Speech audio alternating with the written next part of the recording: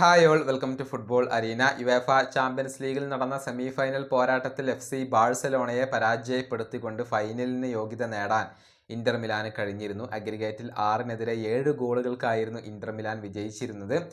എന്നാൽ ആ രണ്ടാം പാദ സെമി ഫൈനൽ മത്സരവുമായി ബന്ധപ്പെട്ടുകൊണ്ട് ചില കോൺട്രവേഴ്സികൾ ഒക്കെ നിലനിൽക്കുന്നുണ്ട്.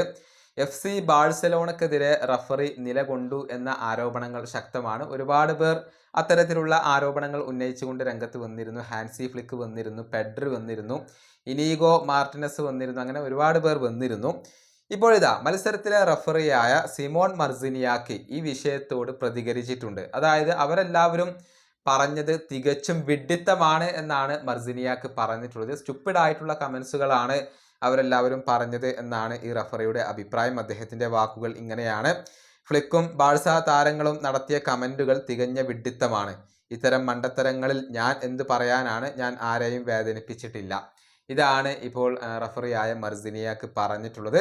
ഏതായാലും ജോയൻ ലാപ്പോർട്ട ഉൾപ്പെടെയുള്ളവർ ഇതിനെതിരെ ശക്തമായി രംഗത്ത് വന്നിരുന്നു. അതായത് FC ബാഴ്സലോണ ഇപ്പോൾ ഫൈനലിൽ ഇല്ലാത്തതിൻ്റെ കാരണം അത് റഫറി മാത്രമാണ് എന്നായിരുന്നു ലാപ്പോർട്ട പറഞ്ഞിരുന്നത്.